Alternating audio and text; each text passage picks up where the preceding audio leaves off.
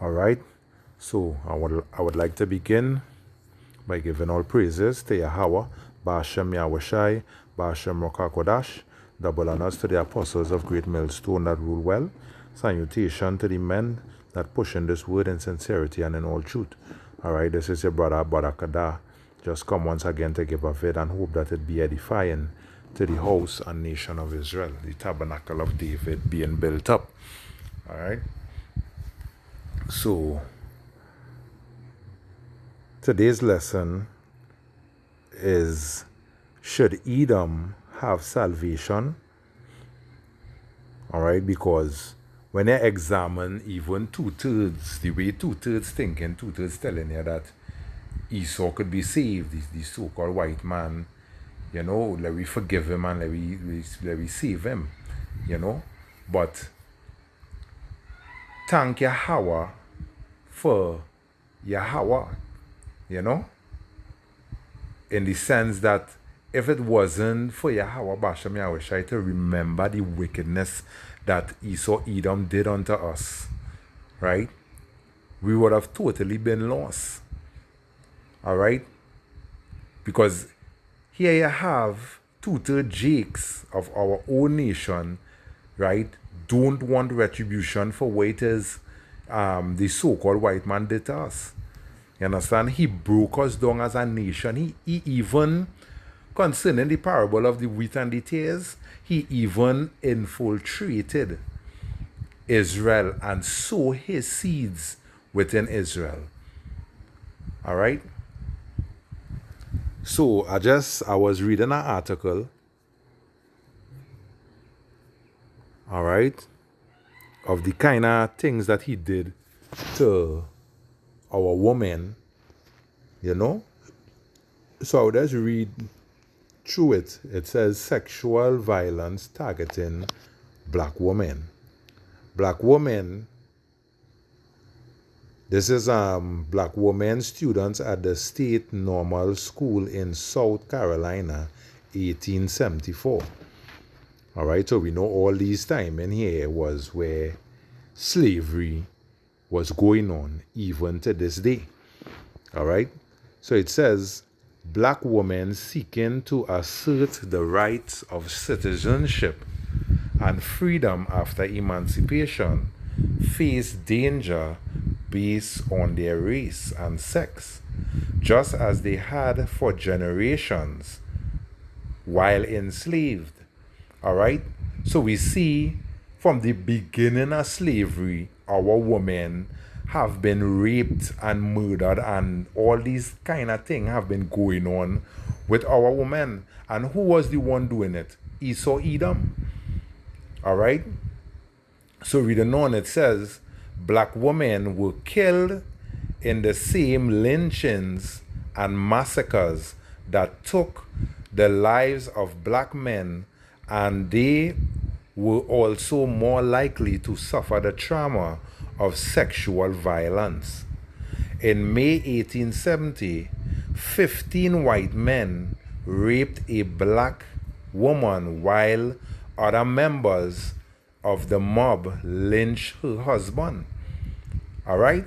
So this woman was married, and these white devils, right, went and raped the man's wife in front of him and lynched the woman's husband in front of her. All right? This is the devil that has come down among you people that the book of Revelation spoke about. All right? So it says, days later in the same North Carolina community, other white mob raped a black woman and afterwards stuck their knives in various parts of her body. News of incidents like these spread through the entire African American community, devastating black women with the terror of their dual vulnerability. All right? Look at the kind of things that Esau, Edom used to do our women, still doing to them. All right? Enslaved black women had no legal means of resist or protect themselves from sexual assault by white slave owners. As early as the 1830s, black abolitionist Maria Stuart called for a law to recognize black women as full human with rights to control their bodies and to grant or withhold consent. But reality lagged far behind. In Missouri in 1855, a young enslaved black woman named Celia was convicted of murder and hanged for killing a white man who had enslaved and repeatedly raped her. The court rejected her self-defense claim, concluding that enslaved black women had no right to resist white slave owners' sexual advances. All right? So it shows here that these white devils make laws to justify themselves. All right? Because here Olia raped a woman, lynched her husband, all right? Olia killed countless Israelites. And here an Israelite woman rose up and killed one Edomite, and she was put to death. She case was dismissed and she was put to death. So it's showing you the unjust laws that they dealt with, that these slave owners dealt with their slaves.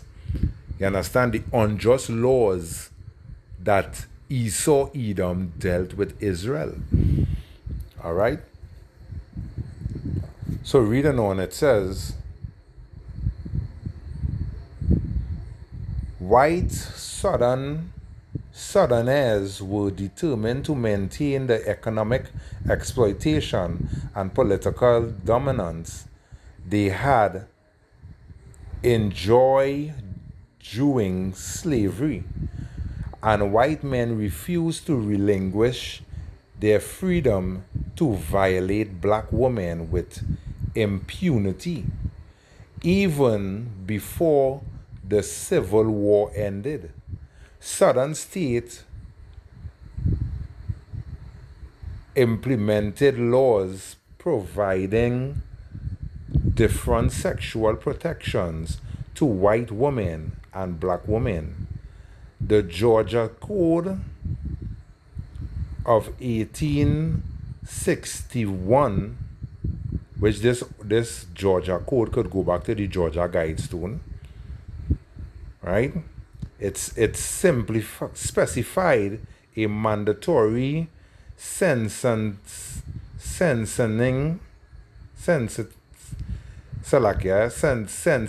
range for rape a white woman, but let court decide whether and how to punish rapes of black women.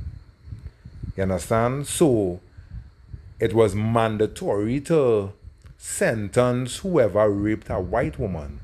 But when it comes to the black woman, wherever the court decide, That is basically what they're trying to say here. Indifference and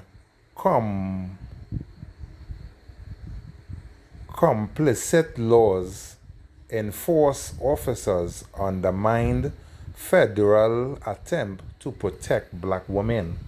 In October 1866, a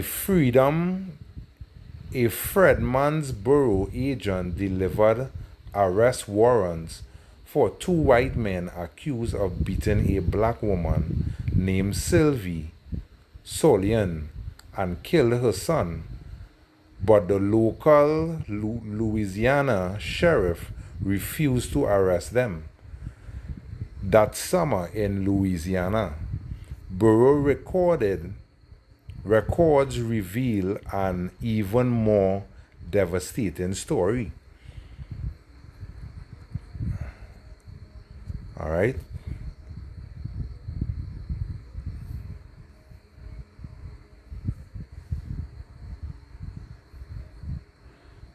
So it say Captain N.B. Blanton, Sparta, reports Cuff, Canara, Friedman, and Dan Duckin, White, had a quarrel because Duckin had twice committed a rape on the Friedman's wife, Canra. Started to agent of bureau, was tracked by Hong for 10 miles and fired on by Dan Duckin, Norman Duckin, and John Palmer. Shot in the left side of back, an illegible finale reach agent having killed 3 out of 4 of the dogs. Warrant issued for arrests of parties, but they have not been found. And from statements of the people, does not think they will be arrested. The people appearing to think the Fredman had committed a greater crime by killing the dogs than the man who shot them.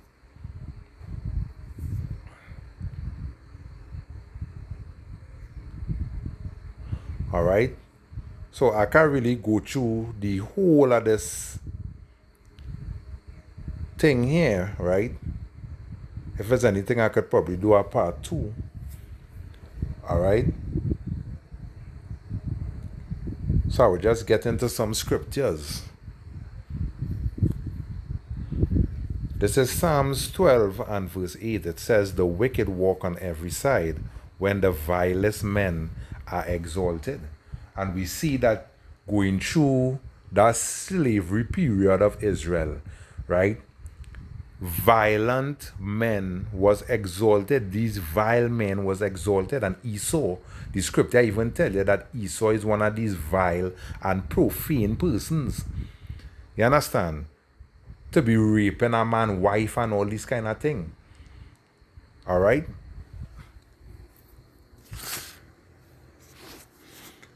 There's the book of Hebrew.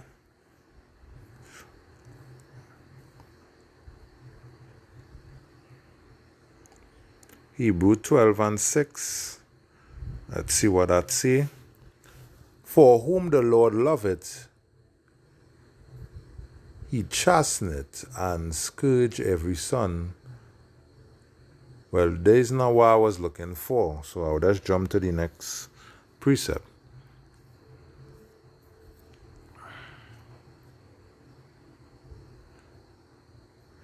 This is Joel 3 and verse 3.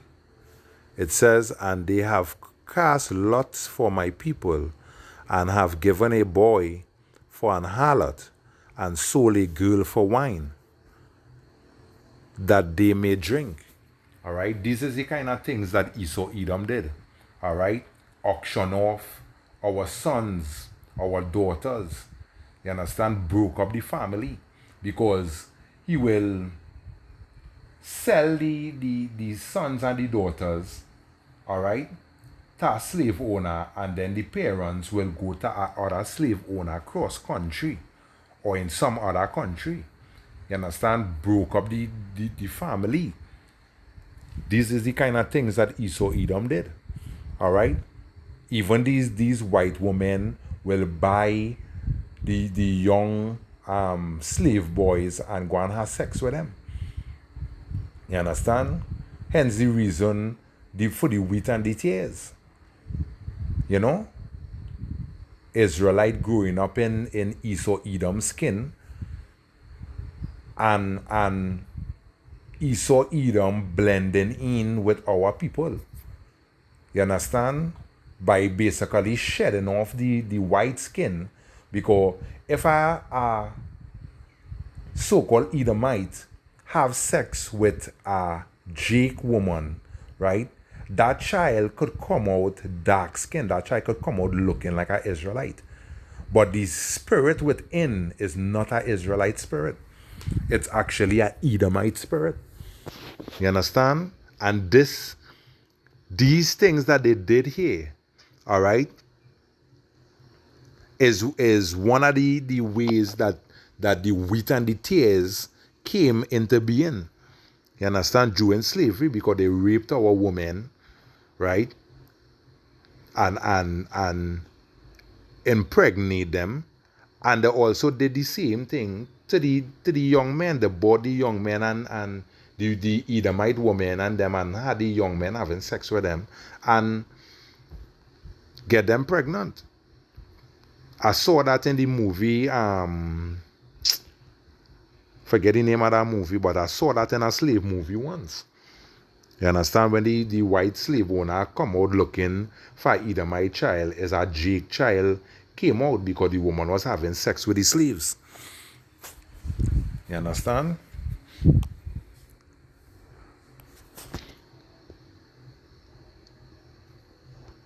There's the book of Nahum 3 and verse 10. It says, "Yet was she carried away, she went into captivity. Her young children also were dashed in pieces at the top of all streets." All right? Yeah. These is the kind of things that Esau Edom did to the nation of Israel. Conquered the nation of Israel. But today, thank God for Yahweh Bashem Yahushai. You know, thank Yahweh Bashem Yahushai, because he is God. All right? And there is none other but him. All right?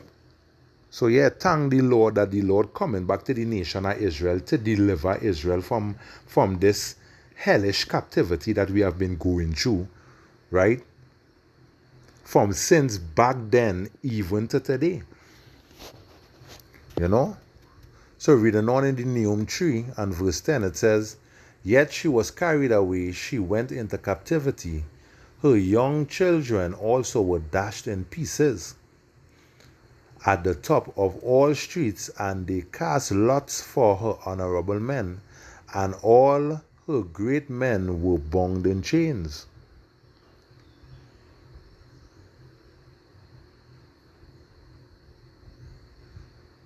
Yeah. So these is the things that Esau Edom did. All right, lynch the men, cut open the woman belly and the pregnant Israelite woman belly, and they see the child fall out, and they will rip the child out of the woman belly and throw it as alligator bait. These is the kind of things that Esau Edom did to us. So how could Esau Edom be saved? When even Yahweh Bashem Yahushai said that there is no salvation for Esau Edom. You understand? What they did unto the other nations, they are going to receive, and even worse than that.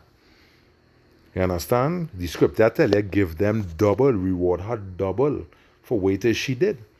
And look at the vile things that she did. All right?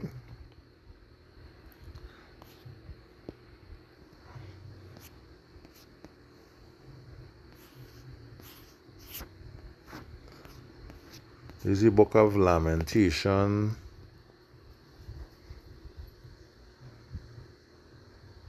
Lamentation 5 and 11. Let's see what I see. Lamentation 5 and 11, it says, "They ravish the woman in Zion, and the maids in the city of Judah. Princes are hanged up by their hands. The faces of the elders were not honored. They took the young men and to grind, which meaning like in the cotton fields and all this kind of thing. They took the young men to do hard work, and the children fell under the wood."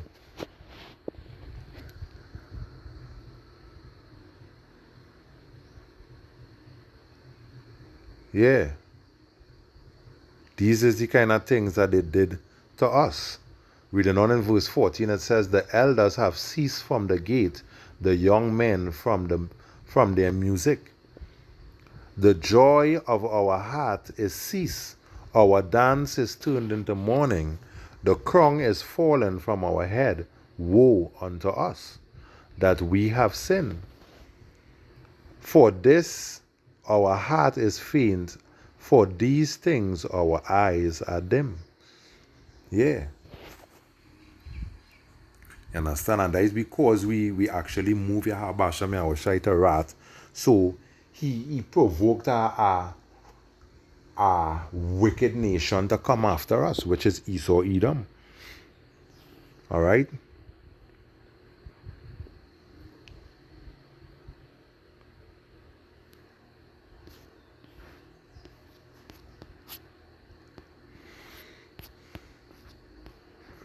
This is Isaiah 13 and 16. It says, their children also shall be dashed to pieces before their eyes. Their houses shall be spoiled and their wives ravished. Alright? These are the things that going on with Israel even to today. These is the things that happening to us. Alright? Our wives ravished, our houses spoiled, the children dashed to pieces. You know? So yeah.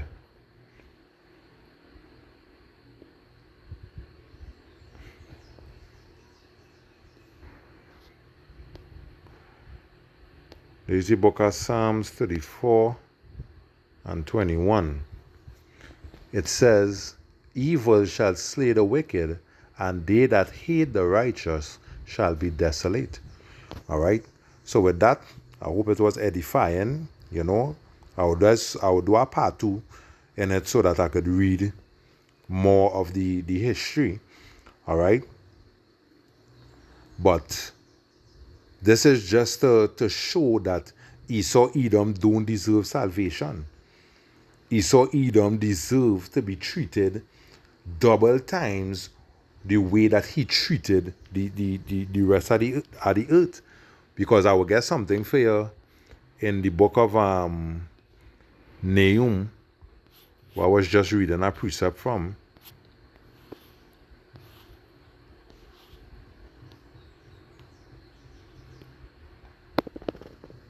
This is Nahum 3 and verse 19. It says, there is no healing of thy bruise. Thy wound is grievous. All that hear the bruit of thee shall clap the hands over thee. For upon whom had not thy wickedness passed continually? Upon whom the nation of Edom wickedness haven't passed continually? You understand? And one of those nations is Israel. Alright? From the start of this, Edom have been oppressing Israel fully. You understand? But it come in a time where that table gonna be turned. So with that, I just want to give all praises once again to Yahweh, Basham Yahushai, Basham Rokakodash, double honors to the apostles of Great Millstone that rule well. Salutation to the men that push this word in sincerity and in all truth. This is your brother Kodah from GMS Trinidad saying Shalom, until the next lesson. Shalom.